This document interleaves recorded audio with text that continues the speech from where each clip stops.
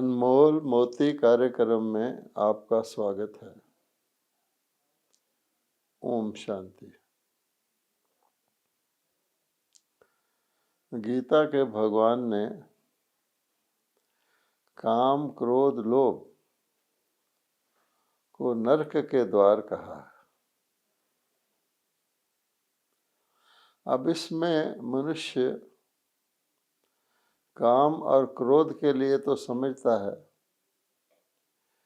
कि काम विकार पावन देवताओं को पतित बनाने के निमित्त बनता है।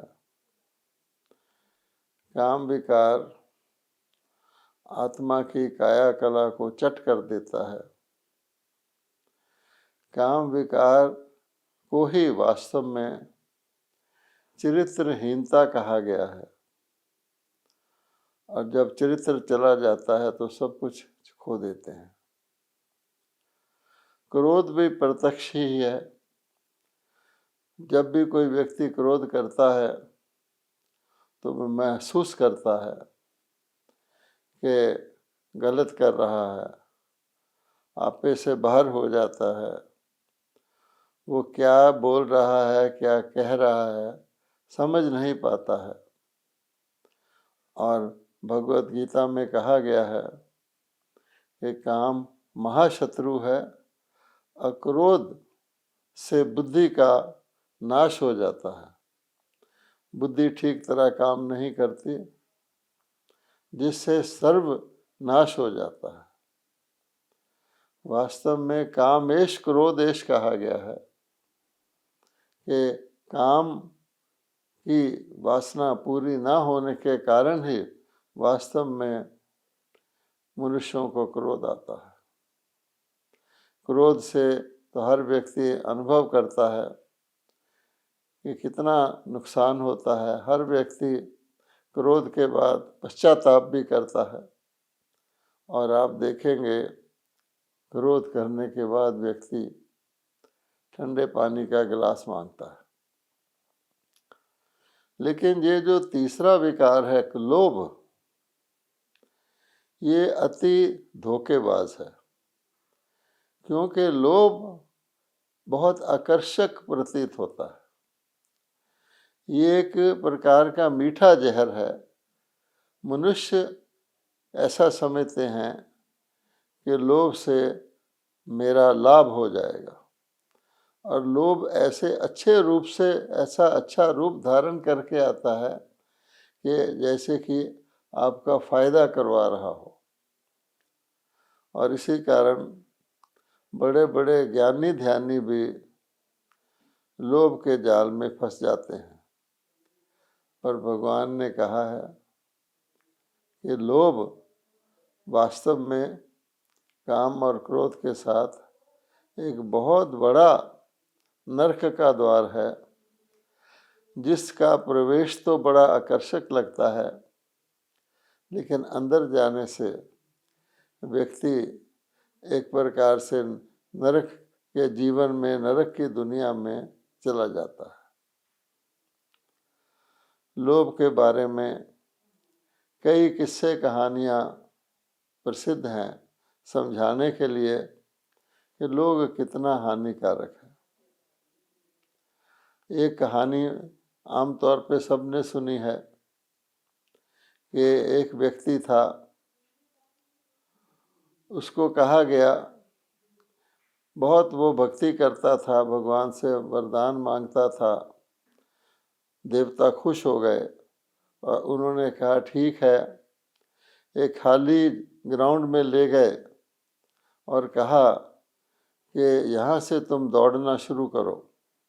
सुबह के वक़्त 6 बजे से दौड़ना शुरू करो, और जितना दौड़ सकोगे दौड़ो, उतनी सारी धरती आपकी है, फ्री है। लेकिन फिर शाम के 6 बजे तक वापस आ जाना।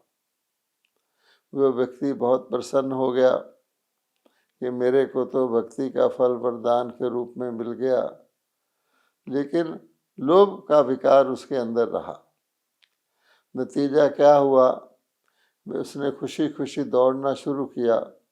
दौड़ता रहा, जब आधा रास्ता समझिए कि उसको पता था कि अब मुझे लौट जाना चाहिए, क्योंकि मैं अगर वापस नहीं जाऊंगा, समय पर 6 बजे तक वापस नहीं पहुंचूंगा, तो मुझे कुछ नहीं मिलेगा, मेरी सारी मेहनत व्यर्थ हो जाएगी।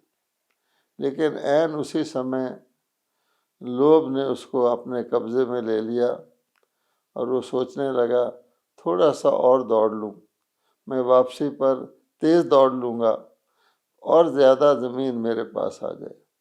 और सब जानते हैं इस कहानी का नतीजा क्या हुआ, कि लोभ के कारण कुछ ज़्यादा ही आगे बढ़ गया और वापसी पर वो 6 बजे तक वापस नहीं पहुंच सका, बल्कि रास्ते में ही बेहोश हो गया। तो लोभ एक इस प्रकार की बहुत आकर्षक और बहुत फायदा करवाने वाला विकार है। इसको बहुत इससे होशियार रहना चाहिए। जब भगवान स्वयं कह रहे हैं कि लोभ नरक का द्वार है, बहुत आकर्षक द्वार है, लेकिन वो नरक में ले जाता है। भक्ति में भी छोटी छोटी बातों के द्वारा लोभ का नुकसान बताया गया है।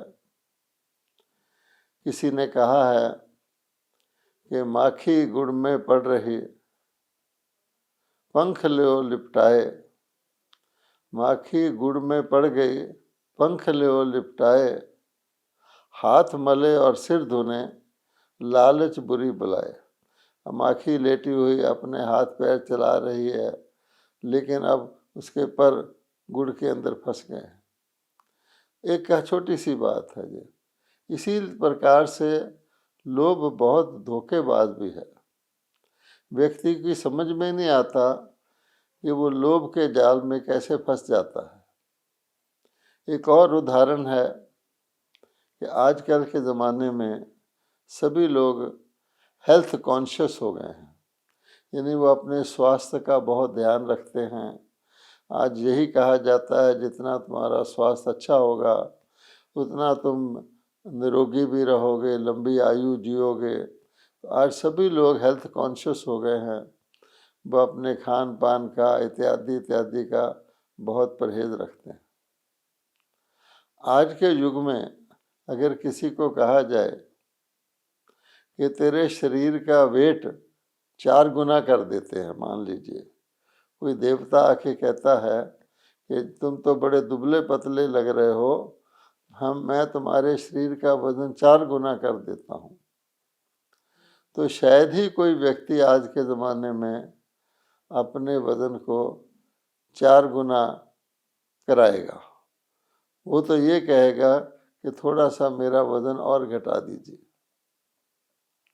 अब ये बात तो समझ में आती है कि व्यक्ति को अपना वजन नहीं बढ़ाना चाहिए, क्योंकि जब उसका वजन बढ़ जाता है तो वह कुली की तरह हो जाता है। जैसे कुली वजन उठा के चलता है, व्यक्ति अपना ही मोटापे का वजन उठा के कुली की तरह अपने आप को चलाता है, जल्दी से थक जाता है और सब जानते हैं इससे कई बीमारियां हो जाती हैं। अब देखिए लोभ कैसे प्रवेश करता है।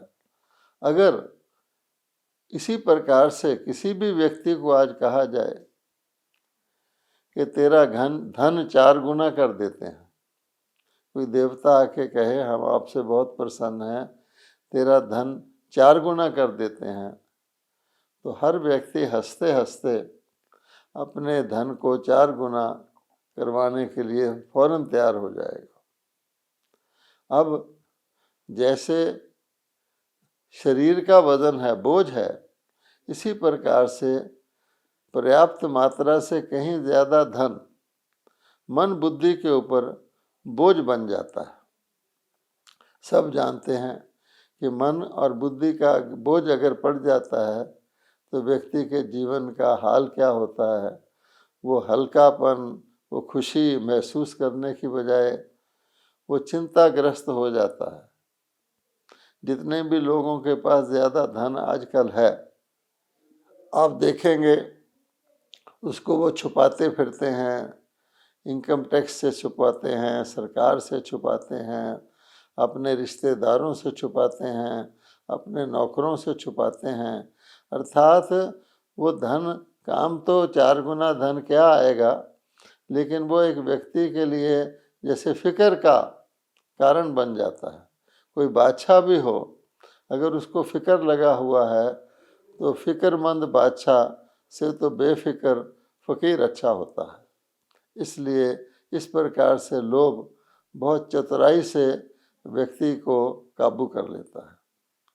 और आप देखेंगे कि लोभ एक संस्कार का रूप धारण कर लेता है। आज मनुष्यों के अंदर लोभ संस्कार के रूप में प्रवेश कर गया है। और जब कोई चीज़ किसी का संस्कार बन जाती है तो उस कार्य को करता ही रहता है। जैसे आप किसी खड्डे को खोदेंगे तो जितना खड्डा खोदेंगे उतना और गहरा होता जाएगा। एक तो लोभ का संस्कार वैसे ही हानिकारक है, फिर उसका बार बार प्रयोग करने से व्यक्ति के अंदर लोभ का संस्कार और पक्का हो जाता है।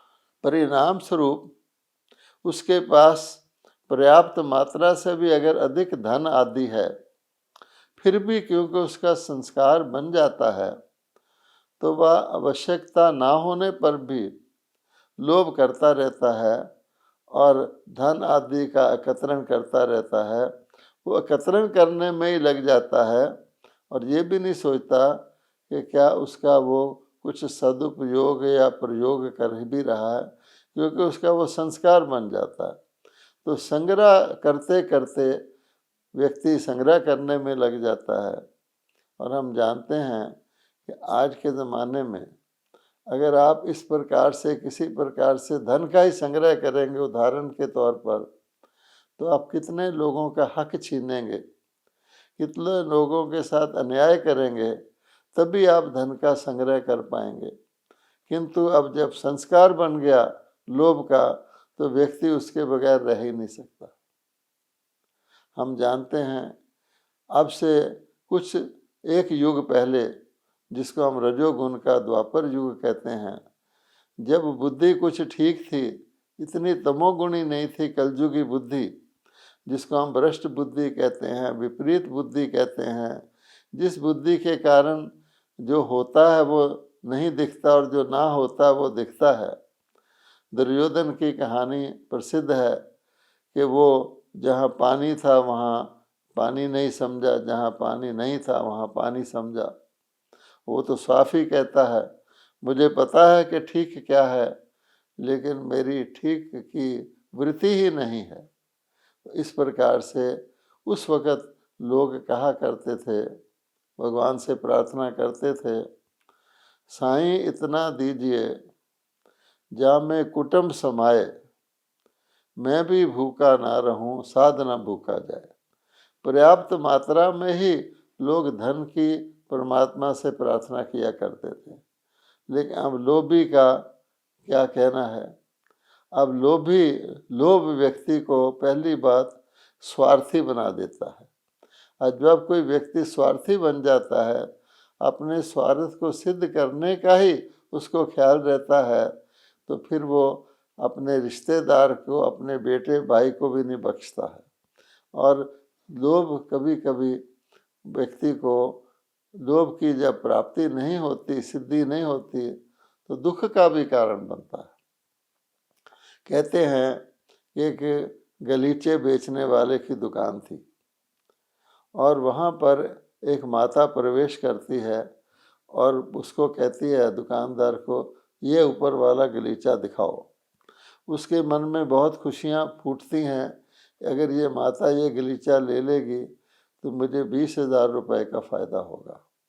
वो थोड़ा सा गलीचा खुलवा करके बंद, फिर कहती है नहीं वो वाला गलीचा दिखाओ। वो सोचता है कि अच्छा ये नहीं तो दूसरे से भी मुझे कम से कम 18,000 का तो लाभ होने वाला है। इस प्रकार वो माता 5-6 गलीचे देखती है और जो लास्ट गलीचा व्यक्ति दिखा रहा होता है, लोभी दुकानदार, वो सोचता है कि अच्छा इसको बेचने से भी मुझे इतना लाभ तो हो जाएगा। फिर वो माता बाहर जाती है दुकान के और कहती है अच्छा बारिश बंद हो गई, अब मैं चलती हूँ। अर्थात क्योंकि बाहर बारिश हो रही थी, इसलिए उसकी दुकान में आई हुई थी, उसको गलीचा वगैरह खरीदना नहीं था। अब दुकानदार जिसको लोभ के कई सपने आए लेकिन वो पूरे नहीं हुए, उसको कितना दुख होता है कि देखो धोखेबाज को भी ये धोखा देगी। तो कहने का भाव है कि लोभ एक ऐसा विकार है जो व्यक्ति को लगता मीठा है, लेकिन जैसे कोई मिर्च खा के शीशी करता है और फिर भी मिर्च खाता रहता है और मिर्च की मात्रा बढ़ाता रहता है, ऐसे ही लोभ जीवन में हानि करता है। अब अगर आप नज़र दौड़ाएं, बिल्कुल निष्पक्ष होकर मोटे रूप से नज़र दौड़ाएं, तो आप क्या पाएंगे? आप ये पाएंगे कि आज समाज में जितना भी भ्रष्टाचार है, आप जानते हैं भ्रष्टाचार का क्या अर्थ है? अनाचार है, अन्याय है, मिलावट आदि है, विश्वासघात है, उस सब के पीछे लोभ है। और हम जानते हैं कि भगवत गीता में आश्रय अवगुणों में लोभ को बहुत महत्वपूर्ण स्थान दिया गया है कि लोभ एक आसुरी संस्कार है, उससे समाज सारा नरक तुल्य बन जाता है। हम जानते हैं किस प्रकार से आज के ज़माने में लोभ के कारण ही लोग काम करते हैं। मैं दिल्ली में रहता हूँ, तो दिल्ली में हमारे आश्रम के पीछे एक पार्क है, उसमें हम लोग सुबह समय मिलने पर थोड़ा पैदल करने जाया करते थे। एक दिन हमने देखा कि उस पार्क में बहुत सारे नए नए बेंच लग गए हैं और इतने बेंच लग गए हैं उम्मीद से ज़्यादा। 4 हिस्सों में वो पार्क डिवाइडेड था, एक एक हिस्से में 10-10 बड़े सुंदर कंक्रीट के बने हुए बेंच लग गए। तो मेरे मन में ख्याल आया कि चलो म्यूनसिपैलिटी को ध्यान तो आया, इस पार्क का बड़ा प्रसिद्ध पार्क है, सैकड़ों लोग उसमें सैर करते हैं, बुजुर्ग भी आते हैं, कमज़ोर भी आते हैं, तो म्यूनसिपैलिटी ने बेंच तो लगा दिए। लेकिन उसके 3 महीने बाद मैंने अखबार में पढ़ा, क्या पढ़ा कि एक इंजीनियर जो रिटायर हो गया था उसको पुलिस ने पकड़ा है, क्योंकि उस इंजीनियर ने रिटायरमेंट से पहले हर चीज़ की सैंक्शन लेनी पड़ती है, अपनी सैंक्शन पावर से बढ़कर इतने सारे बेंच लगवा दिए थे, जबकि एक बेंच 1800 रुपये का पड़ता था, उसने 9-9 हज़ार के वो बेंच लगवाए थे। बहुत पहले की बात है। अर्थात वो बेंच कोई लोक कल्याण अर्थ नहीं लगाए गए थे, बल्कि इंजीनियर के स्वार्थ के अर्थ लगाए गए थे। आज की दुनिया में भ्रष्टाचार का तो अति हो गई है, सब जानते हैं, इस दुनिया को ही भ्रष्टाचारी दुनिया कहा गया है। तो कहा जाता है कि एक दो व्यक्ति थे, पुराने दोस्त थे, दोनों ही इंजीनियर थे। तो बहुत समय के बाद एक इंजीनियर जो दूसरे नगर में रहता था, महानगर में, कैपिटल सिटी में, उसने अपने मित्र को बुलाया और उसने मित्र को बुलाया, भोजन वगैरह कराया और खिड़की पर ले गया और सामने एक नदी थी, उस पर पुल बना हुआ था कि उसने कहा तुमने 5 साल में इतना शानदार मकान कैसे बना लिया, इतनी महंगी महंगी चीज़ें कैसे खरीद ली? कहता है वो पुल देखते हो ना? हाँ, उसने कहा देख रहा हूँ। कहता है 25%, यानी उस पुल को बनाने में 25% पैसा मैंने घूस के रूप में लिया है, जिस कारण से ये मेरा इतना शानदार मकान बना है। दूसरा इंजीनियर बेचारा गरीब था, साधारण ढंग से रहता था, वो अपने घर चला गया और उसने सोचा कि मैं भी क्यों ना इस प्रकार से अमीर बन जाऊं। आजकल के कलयुगी लोग तो इसी को समझते हैं कि जो भ्रष्टाचार करता है वो मौज में है, वो ठाठ बाट में रहता है, और इसी गलत ख्याल के कारण लोग सारे कर्मों की फिलॉसफी को भूलकर उल्टे काम करते हैं। उसने भी 1 साल में उससे भी ज़्यादा बहुत बड़ा बंगला इत्यादि दुगना तिगना बना लिया, खूब लग्जरी में आ गया। और फिर उसने अपने उस दोस्त को बुलाया, वो देख के हैरान रह गया कि मैं तो इतना भी नहीं बना सका और इसने इतनी जल्दी इतना बड़ा मेंशन बना लिया, इतनी इतनी कारें रख ली, हर चीज़ इसकी विदेशी और इम्पोर्टेड है। उसने कहा भाई तुमने ये कैसे कर लिया? वो खिड़की के पास ले गया, कहता है वो सामने देख रहे हो ना जमुना? कहता हाँ। कहता उस पर वो जो पुल है 100% मैंने कमा लिया, अर्थात उसने पुल बनाया ही नहीं और सारा पैसा गवर्नमेंट का हजम कर गया। तो कहने का भाव ये है, लोभ वृत्ति से मनुष्य के अंदर उल्टा ख्याल आता है।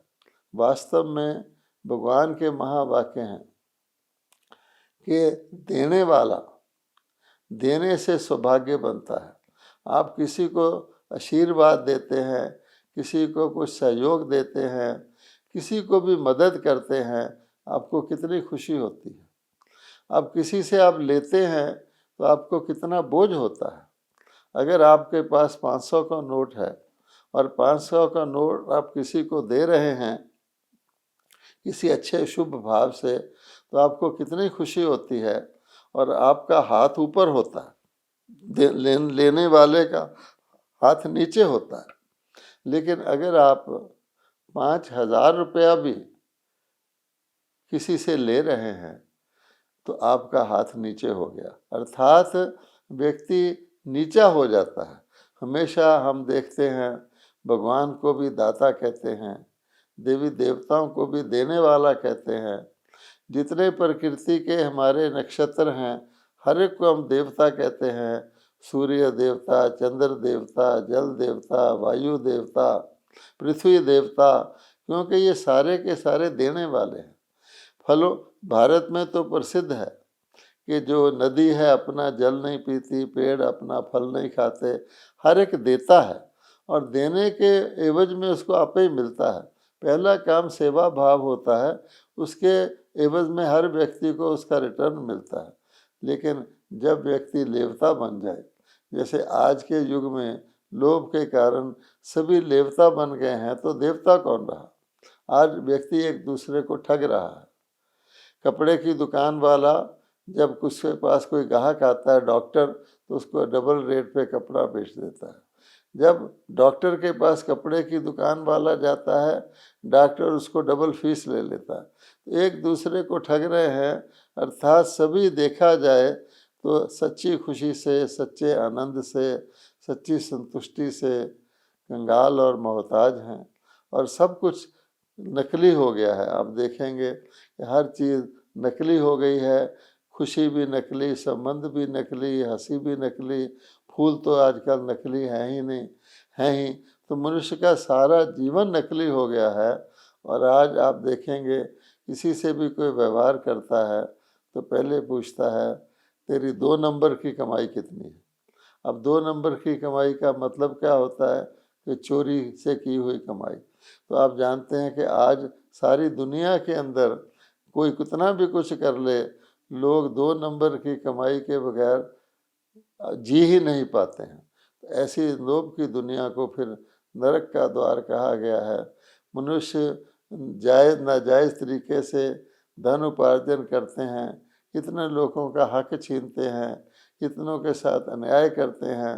चाहे वो बड़े बड़े घर बना लें, बहुत बड़े बड़े बैंक बैलेंस इकट्ठे कर लें, लेकिन कर्म की गति से तो कोई बचता नहीं है।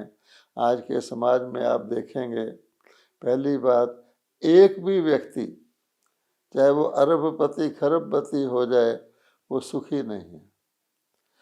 उसको किसी न किसी प्रकार का दुख लगा हुआ है। दूसरी बात, उसके परिवार के अंदर समरसता नहीं होती, एक दूसरे से लोग लड़ते रहते हैं, चाहे अरबपति भी हों। उसके बाद जीवन में आप देखेंगे कि देवी देवताओं के समय में, देने वालों के समय में आयु पूरी थी। अब आयु मनुष्यों की कितनी घट गई है। फिर आयु के साथ साथ अकाल मृत्यु, कि पता ही नहीं कब शरीर छूट जाए। ये सारे जो दुख हैं, जिसको कलयुग कहा जाता है, प्राकृतिक आपदाएं आ जाती हैं, भूचाल आ जाते हैं, अनेक प्रकार की बीमारियां आ गई हैं, तो क्या बिना कारण के आ गई हैं? इसका कारण यही है कि मनुष्य काम, क्रोध, लोभ, मोह और अहंकार, जिसको गीता के भगवान ने कहा है कि मनुष्य के महाशत्रु हैं, उन विकारों के अंदर मनुष्य फंसे हुए हैं। आत्मा ही अपना मित्र है, अपना शत्रु है। इसलिए व्यक्ति को काम, क्रोध, लोभ, मोह, अहंकार से ही भगवान आकर के योग ज्ञान के द्वारा छुड़वाते हैं और पुनः इस पतित पुरानी दुखी दुनिया को पावन, नई, सज्जुगी, सुखी दुनिया बनाते हैं। और ये कार्य वर्तमान समय चल रहा है। अधिक जानकारी के लिए आप ब्रह्मा कुमारी के किसी भी सेवा केंद्र पर जाकर जानकारी प्राप्त कर सकते हैं। ओम शांति।